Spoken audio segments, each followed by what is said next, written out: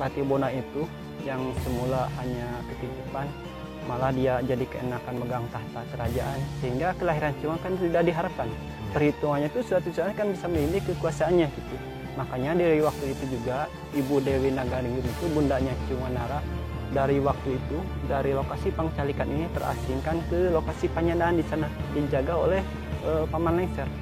Sedangkan yang tinggal di sini itu adalah istri yang kedua, Dewi Pangrenyep, yang punyanya anaknya Haryang Banga. Jadi antara Haryang Banga dengan Tamperan itu atau Raja Bondan, dia itu bersekutu, keinginannya itu Haryang Banga yang menjadi raja penerus. Karena yang mendasarkan kuatnya persekutuan itu diantara keduanya kan timbul gejolak asmara gitu. Sampai-sampai akhirnya Haryang Banga itu dibawa Aslan Patih Bondan didikasinya.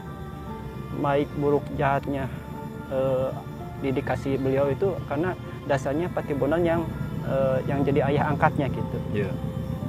Nah, tapi dari arogannya sang Patih Bondan itu dia tidak berhenti sampai di situ.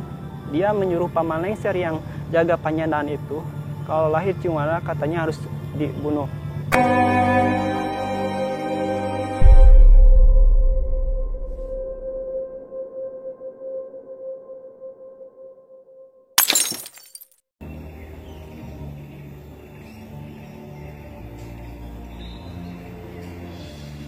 Assalamualaikum warahmatullahi wabarakatuh. Sampurasun. Kami dari tim Jaga Sabilulungan. Kami tepat di situs Bojonggaluh Karangkamulian, tepatnya di Ciunga Nara.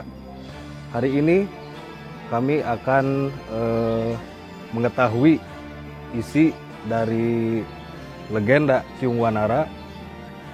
Untuk kelanjutannya kita ditemani dengan Kang Dian untuk menjelaskan lengkapnya dari legenda Ciunga Nara. Mari Kang. Ya.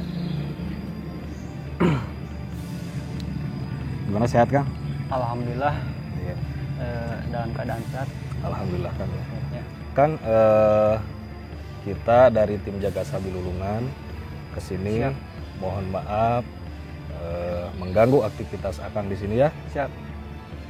Kami ingin mengetahui tentang legenda Ciunga Nara seperti apa ceritanya. Mungkin Akang bisa menjelaskan sedikit atau lebihnya tentang legenda di sini. Mudah-mudahan penjelasan dari Akang jelas serta memberi pengetahuan untuk para penonton dari tim Jaga Sabilulungan. Bismillahirrahmanirrahim. Assalamualaikum warahmatullahi wabarakatuh. Waalaikumsalam. Selamat sore, penginten ya. Siap. Selamat datang kepada para penonton. Kita telah tiba di situs Bojonggaluh Karangkamulian, yang mana di sini kita bisa mengunjungi situs cagar budaya peninggalan zaman Kerajaan Galuh, yang mana lokasi ini luasnya 25 hektar, peninggalnya pun ada 9 lokasi. Dan kita akan menyelusuri secara satu persatu secara berurutan. Dan kita mulai dari depan, dan di sini terdapat gong perdamaian dunia, dan ini gongnya. Ini gongnya Kang. Iya.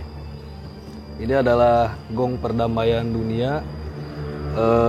Tahun berapa nih Kang? Nah, ini bisa dikatakan bukan merupakan suatu peninggalan, tapi ini merupakan suatu kehormatan gitu. Oh begitu ya. Iya.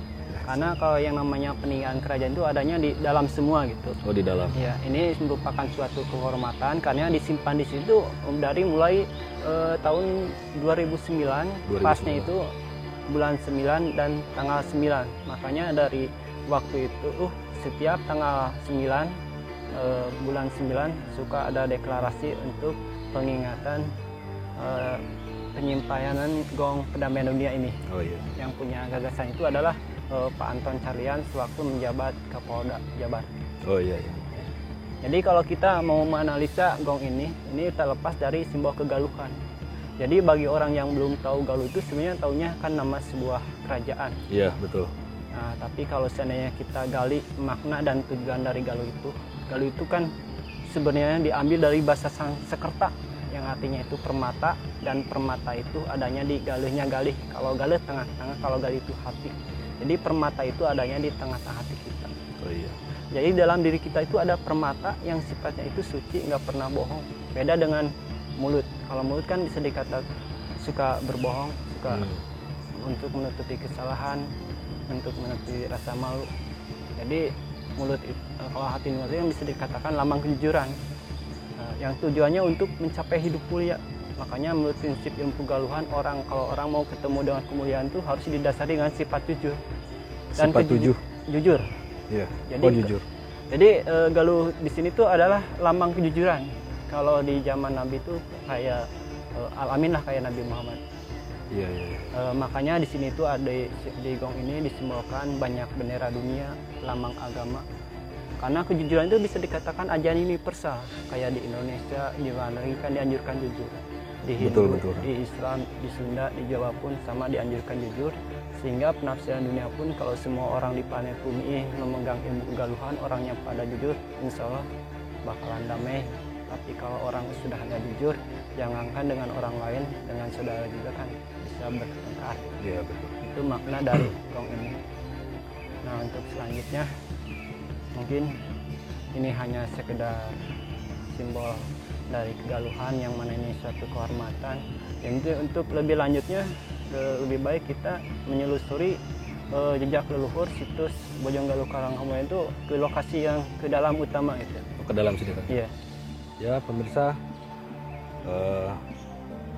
penjelasan dari Kang Dian tadi, katanya di dalam ada peninggalan para leluhur dari Galuh.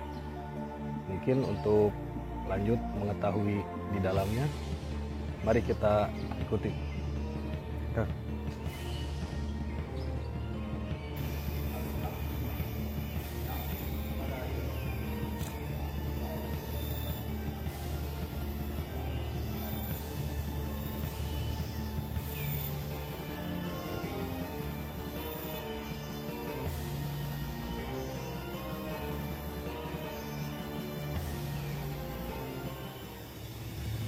Ya pemirsa, kita sudah sampai di Pencalikan Singgasana Raja.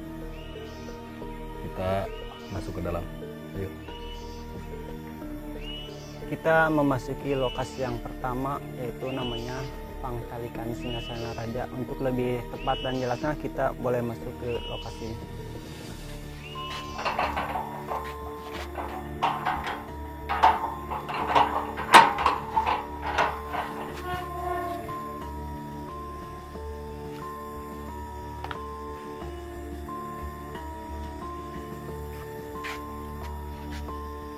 Alhamdulillah kita sudah memasuki lokasi peninggalan situs Bojonggaluh Karangkomulen yang pertama, yang bernama yaitu Pangcalikan Singgasana Raja. Nah, jadi lokasi yang pertama itu namanya Pangcalikan Singgasana Raja. Jadi kalau di kabupaten itu ini adalah merupakan pendopo, kalau di zaman kerajaan ini merupakan istana atau pusat pemerintahan gitu. Oh iya dulunya tuh ya kan. Yeah. Jadi ada di sini itu terdapat peninggalan yang aslinya itu berupa tumpukan batu. Nah ini semua orsinil terbagi dua lokal. Ini dari zaman dahulu memang batunya seperti ini Kang? Nah semua peninggalan di sini tuh nggak bisa dirubah. Jadi asli dari zaman dulu orsinil. Karena kalau misalkan kita merubah peninggalan ini, pertama sudah ada dokumentasi dari pemerintah, dan kedua kalau kita merubah peninggalan ini takutnya itu leluhur bisa murka. Gitu. Iya betul. Itu secara mistiknya gitu. Cara kita menghargai leluhur kita tuh ya mungkin salah satunya cara merawat dan menjaga dari kerusakan alam atau tangan-tangan yang tidak bertanggung jawab gitu. Ya, itu betul. merupakan tugas juru pelihara sini gitu. Nah peninggalannya di sini tuh berupa tumpukan batu yang disebutnya adalah punden berundak. Nah ini terbagi dua lokal.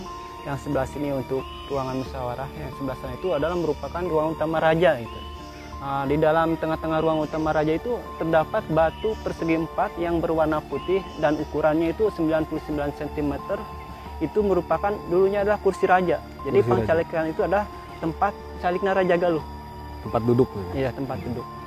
Dan yang dulu yang duduk di sana itu adalah merupakan Raja Galuh yang bernama Prabu Adimulya Sanghyang Cipta Permadikusuma. Dan Prabu Adimulya itu yang punya permaisuri dua, yang satu Dewi Naganingrum, yang kedua Dewi Pangrenyep. Nanti dari masing-masing istrinya kan punya anak satu. Dari Dewi Naganingrum punya Ciunganara, dari Dewi Pangrenyep punya Haryang Banga.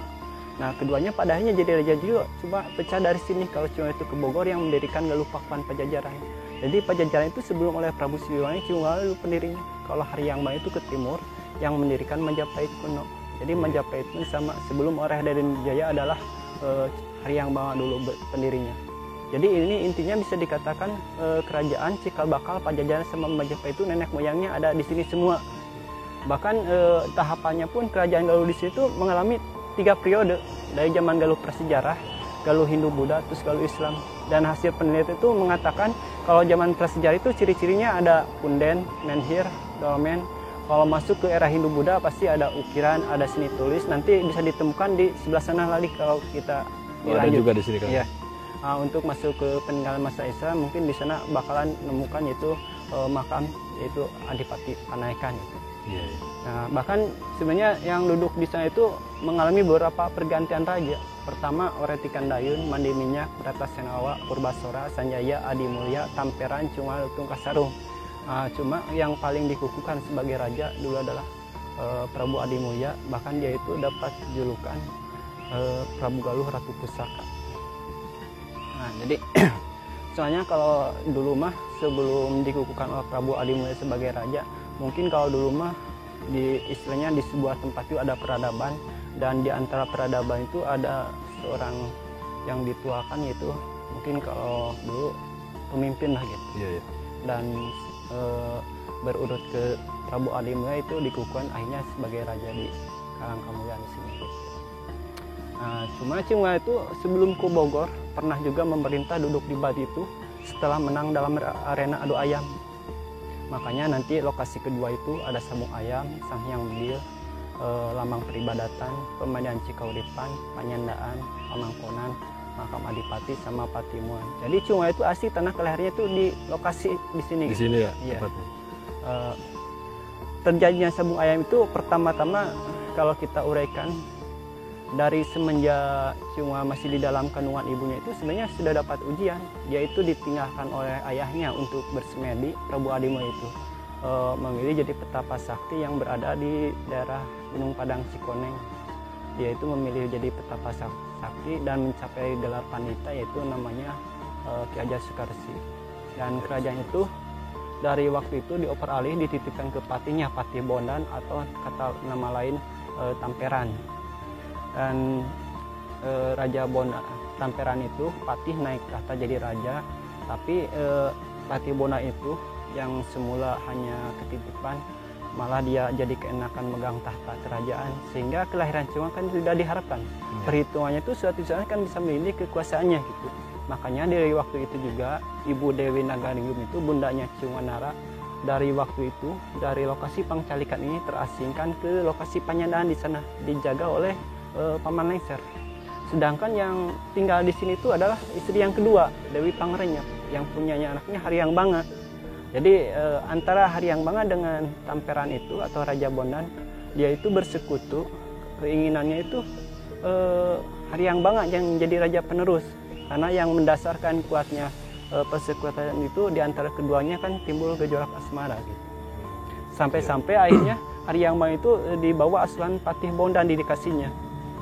Baik buruk jahatnya didikasi beliau itu karena dasarnya Patih Bondan yang jadi ayah angkatnya gitu. Yeah. Nah, tapi dari arogannya sang Patih Bondan itu dia tidak berhenti sampai di situ. Dia menyuruh Paman Lengser yang jaga Panyandaan itu, kalau lahir Ciunganara katanya harus dibunuh. Tapi Paman Lengser karena masih punya naluri, jadi jauh-jauh hari sebelumnya di lokasi Panyandaan dia itu bikin sebuah peti. Begitu lahir itu dimasukin peti, bekali turun ayam, lalu dibuang di sifat tahunan yang kata orang itu sifat tahunan sifatnya lalaunan. Dia tidak terdeteksi oleh Raja Bondan yang di sini gitu. Sedangkan yang dibunuh di Panyandaan itu dari politiknya sang Paman Lengser adalah seekor anjing. Jadi untuk menghilangkan jejak itu di sana di lokasi Panyandan ada kuburan seekor anjing, dan yang dilaporkan ke sini itu adalah darah seekor anjing itu sendiri gitu. Nah, untuk kisah selanjutnya si Patahunan itu lokasinya berupa aliran Sungai Citanduy, lalu si peti itu hanyut ke Patimuan di lokasi itu, masih lokasi ini. Patimuan itu pertemuan dua sungai, dan di sana ya, dan di sana itu ada seorang kakek yang suka nangkap ikan di Sungai Pakebu yang bernama Aki Balangantrang. Aki Balangantrang itu suka nangkap ikan di Sungai Pakebu. Jadi keesokan harinya ketika si kakek itu mau melihat bu yang dikira ada ikan, ternyata bukan ikan yang ada, melainkan sebuah peti yang berisikan bayi Ciumanara sama telur ayam. Oh, iya, iya. Nah, singkat cerita si kakek itu hanya membawa itu peti yang berisikan bayi ke rumahnya. Akhirnya dia musyawarah dengan si nenek untuk membesarkan itu bayi. Jadi intinya Ciumanara itu dibawa asuhan ayah angkatnya Ki Balangantrang. Ki Balangantrang. Iya. Nah, tapi dalam sejarah lain Ki Balangantrang itu selain suka nangkap ikan di sungai, katanya suka berburu ke hutan, sehingga suatu saat dia itu pernah diajak berburu ke hutan, jalan-jalan mencari mangsa. Bahkan waktu itu berburunya pakai sumpit, sampai terkenal Aki Panyumpit. Nah, jadi anak raja itu pernah diajak berburu ke hutan. Ketika sedang istirahat di bawah pohon itu dia lihat yang terbang-terbang, dia nanya, "Kayak apa itu?" Katanya itu burung cium.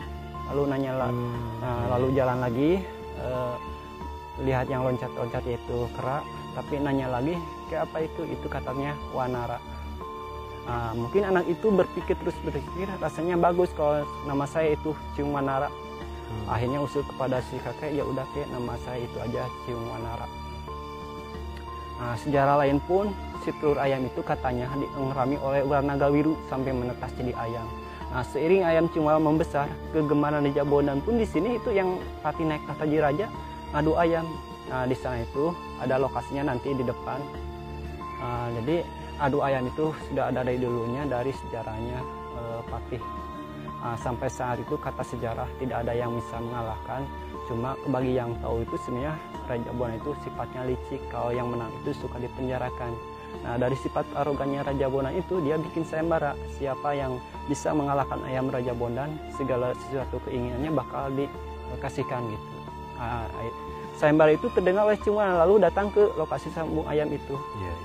Akhirnya terus ngadu ayam, dan ayam Ciumanara menang. Tapi ketika ditanya keinginannya itu, dia inginnya negara sebelah. Ayam Ciumanara itu entah lepas dari sifat liciknya Raja Bondan. Dia itu mau dipenjarakan, cuma karena takdir Ciumanara yang kuat harus jadi raja. Raja Bondan itu mungkin memeriksa dulu keadaan dalam penjaranya, takut nggak kuat gitu. Ketika sedang di dalam penjara itu kelihatan oleh Ciumanara, lalu dikunci dari luar karena Ciumanara sendiri kan dapat bocoran bahwa Patih Bondan itu licik. Akhirnya yang disebut senjata makan tuan. Tapi melihat kejadian itu, ayah anak angkatnya itu Haryang Banga, dia tidak menerima. Jadi melihat Patih Bondan di penjara itu kan dikira ayahnya. Hanya keles perang saudara. Saking dasarnya perang saudara itu menurut sejarah tergeser sampai Sungai Cipamalik daerah Brebes. Ya.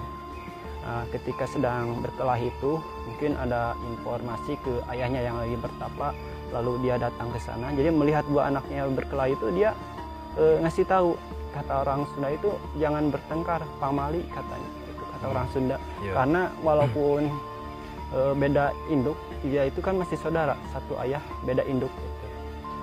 Setelah dikasih tahu secara terus menerus, akhirnya dua anak itu antara Ciumanara dengan Haryang Banga bisa menerima juga sampai akur. Tapi dari kebijakan sang ayah itu, biar dua-duanya jadi penguasa, Cipamalik jadi batas wilayah. Cipamalik ke barat untuk kekuasaannya Ciumanara, Cipamalik ke timur untuk kekuasaannya Haryang Banga. Gitu. Cuma Ciumanara itu sebelum ke Bogor pernah juga duduk di batu itu menjadi raja, yang menikah dengan Kencana Wangi, punya anak Dewi Ayu Purbasari yang menikah dengan Dharma Sakti Lutung Kasarung. Tapi setelah itu Ciumanara melimpahkan lagi kerajaan di sini ke Lutung Kasarung. Jadi Lutung Kasarung itu raja terakhir di sini. Raja terakhir itu Lutung Kasarung. Iya. Karena Ciumanara sendiri pindah ke Bogor untuk mengembangkan kerajaan di sini, dan di sana merintis Galuh Pakuan Pajajaran. Jadi sebelum oleh Prabu Siliwangi itu sebenarnya Ciumanara dulu pendirinya. Bahkan nama sebelum Galuh Pakuan Pajajaran itu namanya adalah Galuh Sunda. Jadi disebut Galuh Pakuan Pajajaran itu karena dari motonya Prabu Siliwangi kan saling asah, saling asuh, saling asih Siliwangian. Jadi itu kan merupakan figur karakter seorang pemimpin yang bijak. Makanya sifat itu, kata pepatah, dipaku sing kuku ngajajah sampai ke ulang-ulang, disebutlah Galuh Pakuan Pajajaran. Cuma itu nyampe ke turunan itu yang mendirikan kerajaan Astana Gede Kawali, yaitu Prabu Linggabuana. Jadi Prabu Linggabuana itu di Astana Gede Kawali Ciamis ke utara, dia itu punya turunan dua, yang satu Dyah Pitaloka, yang satu lagi adalah Niskalawastu Kencana. Jadi Dyah Pitaloka itu dalam sejarahnya yang dipersunting oleh Hayam Wuruk dari Majapahit. Jadi Hayam Wuruk itu dari Majapahit tertarik dengan kecantikannya Cung Wanara. Tapi di sana itu kan sudah tahu, jadi di sana itu di Majapahit punya patih yang gak perkasa, yaitu Patih Gajah Mada, yang ambisnya pengen menguasai Nusantara sesuai dengan sumpahnya, yaitu dalam Sumpah Palapa. Jadi ketika keluarga Dyah Pitaloka dapat undangan dari Hayam Wuruk itu di pas kampung Bubar, dilecehkan oleh Patih Gajah Mada, dianggapnya itu adalah merupakan upeti patalukan. Karena tidak menerima, akhirnya terjadilah perang Bubat. Nah, gitu. Sedangkan yang selamat dari pertempuran perang Bubat itu Niskalawastu Kencana, punya turunannya itu Prabu Siliwangi. Jadi Prabu Siliwangi Kencana itu menurut istilah adalah mbah buyutnya gitu. Mbah buyut berarti ya. Nah, terus Prabu Siliwangi yang menikah dengan Subang Larang, putri dari Sumedang, punya anak Lara Santang, Kian Santang, sama Walang Sungsang. Jadi Lara Santang itu yang perempuan mengembara ke tanah Mesir, yang misinya untuk mendalami ilmu agama Islam, ketemu Raja Mesir, menikah dan punya turunan, yaitu Sesari Hidayatullah Cirebon, Sunan Gunung Jati. Dari Cirebon ke Banten, Syekh Sanudin. Dari Banten ke Pamijahan Tasik, Syekh Abdul Muhi. Jadi semuanya itu peradaban itu walaupun sudah mendapat gelar Syekh, itu awal-awal leluhurnya tetap dari sini semua gitu. Karena kalau masalah gelar kan sesuai dengan zaman dan ajaran di waktu itu.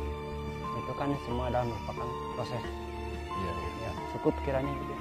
Mungkin untuk selanjutnya kita langsung menelusuri lokasi-lokasi yang kedua dan ketiga. Oke. Ayo mari kita lanjut ke lokasi berikutnya ya. Nah, ini kita memasuki lokasi yang kedua, yaitu namanya Sanghyang Bedil. Sanghyang Bedil itu merupakan gudang senjata di zaman kerajaan. Tapi karena berhubung zaman itu sebenarnya zaman batu, jadi yang namanya bedil itu hanya kata-kata simbol dari orang tua. Jadi kalau zaman dulu kan sebenarnya semacam panah atau tumbak gitu. Jadi semua itu hanya kata-kata simbol dari orang tua, yang mana setiap tempat itu mengandung makna untuk kehidupan kita ke depan, yang simbolnya itu tujuannya untuk mencapai hidup mulia. Jadi kalau kita ambil maknanya lebih jauh, kita perdalam lagi, yang namanya senjata sejati dalam diri kita itu sebenarnya hawa nafsu. Jadi di dalam kehidupan ini kalau kita ingin mencapai hidup mulia, kita harus pandai mengendalikan hawa nafsu. Kalau seandainya kita selalu ngikutin hawa nafsu, itu udah pasti kehancuran yang ada lah gitu. Dan kaitan keterangan pun sudah dijelaskan, perang yang paling dahsyat itu sebenarnya perang melawan hawa nafsu gitu. Nah, itulah makna dari Sanghyang Bedil gitu. Jadi dari sini untuk kehidupan kita ke depannya harus bisa pandai-pandailah mengendalikan hawa nafsu. Kalau seandainya kita selalu terlena mengikuti hawa nafsu, itulah kehancuran yang akan ada. Selanjutnya menuju lokasi yang ketiga, yaitu Sabung Ayam. Nah, ini lokasi yang ketiga, namanya itu Sabung Ayam. Sabung Ayam itu adalah merupakan tempat arena adu ayamnya Cung Wanara dengan Raja Bondan, dan di sini adalah tempat berjuangnya Cung Wanara untuk mendapatkan lagi kerajaan gitu. Jadi kalau kita analisa bisa jadi Sabung Ayam itu dulu ibarat demokrasi, karena di waktu itu zaman kerajaan adalah seorang raja gitu. Makanya sekarang nggak dipakai ngadu ayam, tapi di sini tuh meninggalkan jejak, itu pohon di tengah lokasi itu. Itu di tengah-tengah lokasi ini ada sebuah pohon yang bernama pohon bungur. Dan di pohon itu ada buletan, di bawahnya ada bolong. Kata orang tua itu dulu menurut sejarah tersirat kena tusukan jalu ayam Cung Wanara.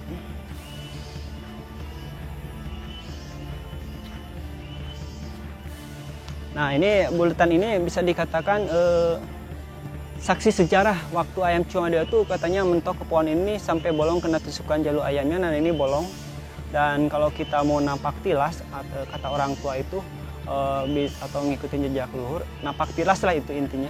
Dari sana itu bisa jalan sambil menyentuh benjolan ini dengan teori harus konsentrasi. Bahkan sebelumnya itu kalau kita punya cita-cita, berdoa dulu apa yang kita inginkan itu diucap dalam hati. Awal mula start dari sini, ini contohnya. Nah ini langkah pertama kita kalau kita punya sesuatu keinginan itu, yang pertama kita berdoa di dalam hati dengan keteguhan hati dan keyakinan. Setelah berdoa, lurusin tangannya ke depan. Nah, kalau setelah itu jalan sambil pejamkan mata. Nah seperti ini. Nah ini yang dituju. Kalau misalkan satu kali, dalam hitungan satu kali langsung kena, berarti filosofinya untuk kehidupan kita, kalau kita punya sesuatu cita-cita itu insya Allah cepat terkabul. Kalau misalkan pertama ke samping dulu, kedua baru kena, berarti itu filosofinya lumayan agak lambat. Jadi semua itu merupakan proses kehidupan. Kadang-kadang rezeki orang kan beda-beda. Jadi dalam filosofi ini lebih menggambarkan ke rezeki orang, karena rezeki orang tidak semuanya bagus, kadang-kadang mungkin lambat atau cepatnya itu tergambarkan dari filosofi ini. Dan setelah kena benjolan ini, langkah selanjutnya kalau kepingin tahu, masukin jarinya ke sini. Nah lalu dipeluk. Nah seperti ini. Nah itu udah 2 pelukan. Jadi simbol dari orang tua itu kalau kita meluk pohon ini untuk mengikat cita-cita kita biar nggak pudar lagi gitu. Cukup.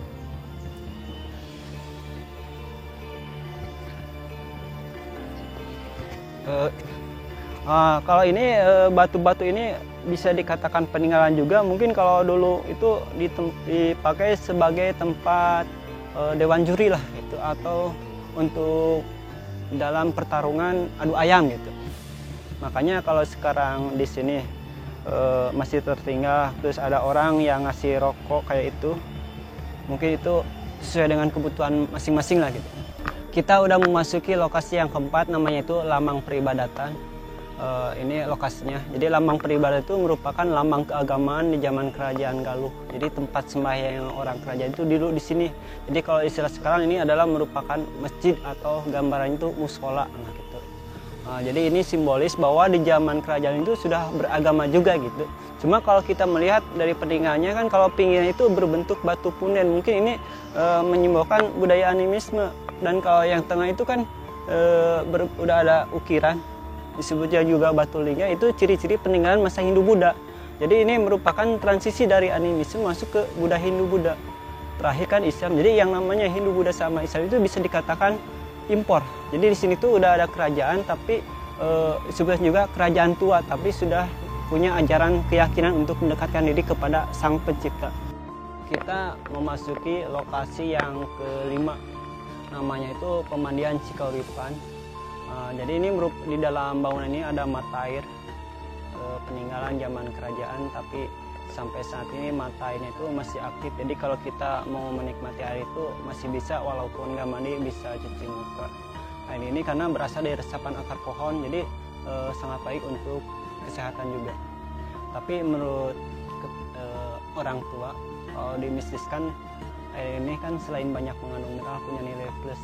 Bahkan kalau dimistiskan, kata orang tua itu, Cikauripan itu terdiri dari 2 sumber, ada yang namanya Citeguh dan Cirahayu. Teguh itu untuk keteguhan diri kita, dan kalau Rahayu untuk memohon keselamatan. Jadi kalau seandainya kita bersih-bersih di sini, kita disertai dengan doa sesuai dengan keyakinan dan kebutuhan kita masing-masing, itu simbolnya lebih membersihkan diri kita dari segala halangan. Karena yang namanya jodoh, maut, atau rezeki kan udah ada yang ngatur Tuhan. Cuma sifat manusia kan terlepas dari kesalahan, itu bisa dipenghambat. Jadi kalau kita udah bersih-bersih di sini itu berkah karomanya itu biar untuk membukakan kehidupan kita. Jadi kalau biar hirupnya huripnya ketemu lah gitu.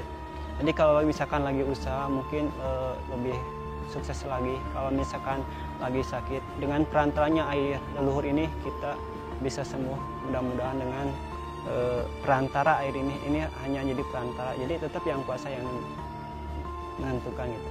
Nah kita memasuki lokasi yang keenam, yaitu namanya Panyandaan. Jadi di sini itu terdapat 2 lokasi. Yang pertama ruang bersalin, yang kedua itu ruang peristirahatan ibunya Cunganara, Ibunda Dewi Naganingrum setelah melahirkan, yaitu penyandaan nyanda itu adalah duduk nyender. Untuk lebih jelasnya kita bisa lebih dekat untuk melihat lokasi ini.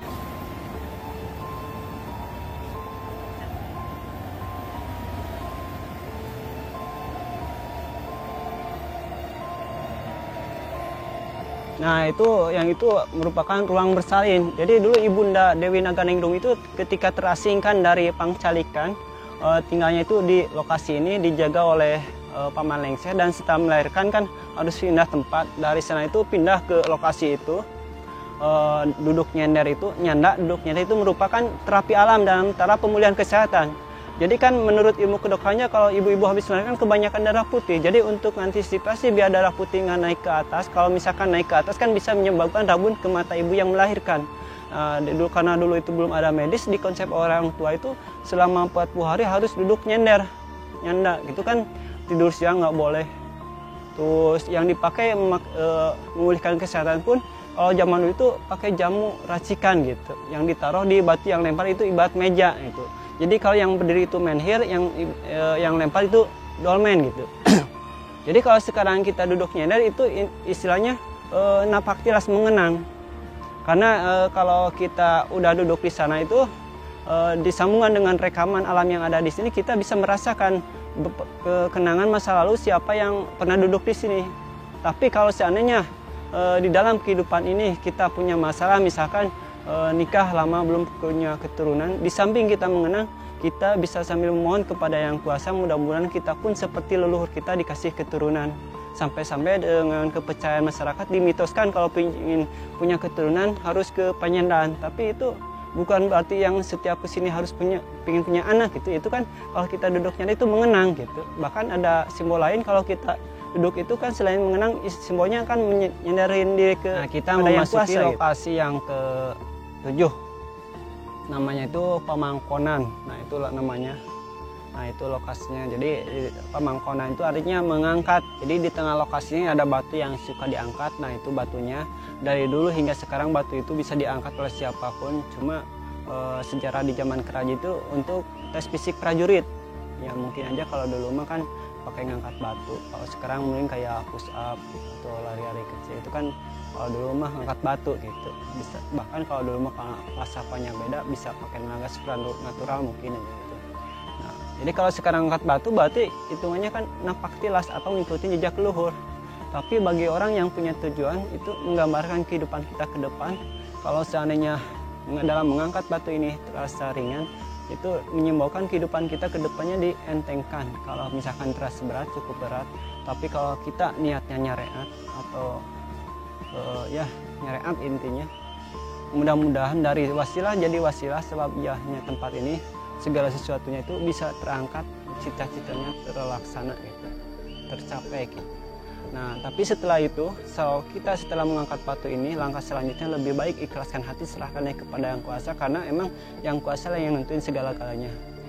Bahkan di satu sisi juga tempat ini adalah merupakan gudang harta di zaman kerajaan gitu. Jadi kalau misalkan di zaman kerajaan ada gudang harta, berkah karomah Allah itu, mudah-mudahan aja di kehidupan kita juga kita dikasih harta oleh Allah yang berlimpah. Tapi semua itu bukan berarti berharap dapat harta dari sini. Jadi intinya usaha di luar mungkin lebih sukses lagi, karena kan ibadah mencari harta itu penting, karena ibadah juga perlu harta gitu. Nah untuk lebih jauhnya, karena setiap tempat itu simbolnya menuju kemuliaan sesuai dengan rintisan dari tempat ini kan, setelah ini kita ke makam. Jadi kalau misalkan jarak ke makam itu atau berkunjung ke makam itu ibarat mengingatkan bahwa suatu saat kita pun bakalan mati. Itu ujung pasti setiap kehidupan seseorang pastilah ke kematian. Dan yang dibawa ke alam kubur itu kan bukan harta yang kita tumpuk, tapi harta yang dijalankan ke amal baik. Nah itu yang pertama amal kebaikan, yang kedua ilmu yang bermanfaat, dan ketiga doa anak yang soleh.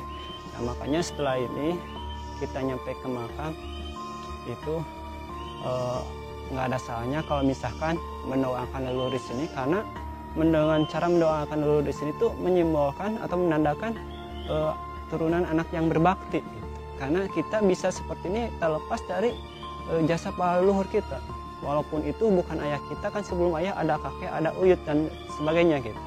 Nah, ini kita memasuki lokasi yang ke-8 yaitu makam Adipati Panaikan. Jadi salah satu-satunya makam yang ada di situs Bojonggaluh Karangkemulian itu adalah makam Adipati Panaikan. Jadi ini mah asli makam, kalau yang lain kan hanya patilasan gitu. Jadi Adipati Panaikan itu dulunya merupakan Raja Galuh Gara Tengah, bekas Bupati Galuh pertama. Jadi sebelum jadi Ciamis kan Kabupaten Galuh. Nah, ini kategorinya udah peninggalan masa Islam. Peninggalnya itu abad ke-16an, turunan dari Prabu Siliwangi. Jadi hubungan dengan Ciumayue emang udah jauh gitu. Dari Prabu Siliwangi juga silsilahnya kan ada Pucuk Umun, Haur Kuning, Cipta Permana, terus Adipati Panaikan. Ini dikuburkan di sini tuh karena perjuangannya kan sudah masa penjajahan Belanda. Kekuasaannya pun di bawah Kerajaan Mataram.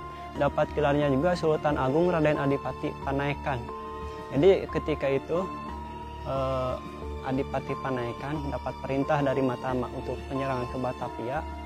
Ini kan makna mantunya Prabu Dimuntur yang ada di Gunung Susuru. Cuma di sana itu ada kesalahpahaman dengan adik iparnya, Les gitu, yang didasari dengan perebutan tahta juga. Ketika Adipati Panaikan dapat perintah dari Mataram itu untuk menyerang ke Batavia, kalau Adipati ingin dulu mempersatukan kekuatan biar lebih kuat, kalau adik iparnya ingin menyerang secara buru dengan perhitungan di sana lagi lengah. Tapi karena didasari dengan perebutan tahta, dari waktu itu terhanyutkan, terbunuh oleh adik iparnya di Sungai Cimuntur, nyangkut di Patimon, lalu diangkat dan dikuburkan di sini. Jadi ini jasanya hasil penemuan dari Sungai Cimuntur. Jadi di sini tuh dulu udah peninggalan gitu. Jadi Adipati Panaikan itu itulah intinya, bukan makam Ciumara. Jadi kalau misalkan di sini yang dikira ini makam Ciumayue itu ini sebenarnya bukan gitu. Karena di zaman era Ciumayue itu belum terbentuk kuburan gitu, hanya patilasan gitu. Ya mungkin semua orang juga meninggal, kan ada keterangan kullu nafsin dha'iqatul maut, semua makhluk hidup pasti mati, tapi nggak tahu caranya. Banyak kemungkinan kayak di zaman Hindu Buddha kan mungkin dibakar, tapi yang jelas kalau dulu kan zamannya juga zaman Sanghyang gitu. Nah, jadi hanya patilasan. Kalau zaman ini kan udah balik ke 16-an, mungkin udah mencapai kesempurnaan. Terlihat jelas ada batu nisan gitu. Nah itu kan sebelah utara bagian kepala, ini selatan bagian kaki. Nah ini kesempurnaan di zaman ini gitu. Sekian. Terima kasih Pak atas perjalanan ini ditemani sama Bapak dari tim Jaga Sabi Lulungan. Mudah-mudahan perjalanan ini bermanfaat bagi kita semua. Sama-sama. Terima kasih. Iya, Itu Pak. yang bisa saya lakukan dalam Iya. menjelajahi atas kesamaan yang ada di sini. Ya, terima kasih Pak. Ya pemirsa, cukup sekian perjalanan kami di tim Jaga Sabi Lulungan. Tunggu video selengkapnya, dukung dan subscribe channel ini ya. Terima kasih. Assalamualaikum warahmatullahi wabarakatuh. Sampurasun.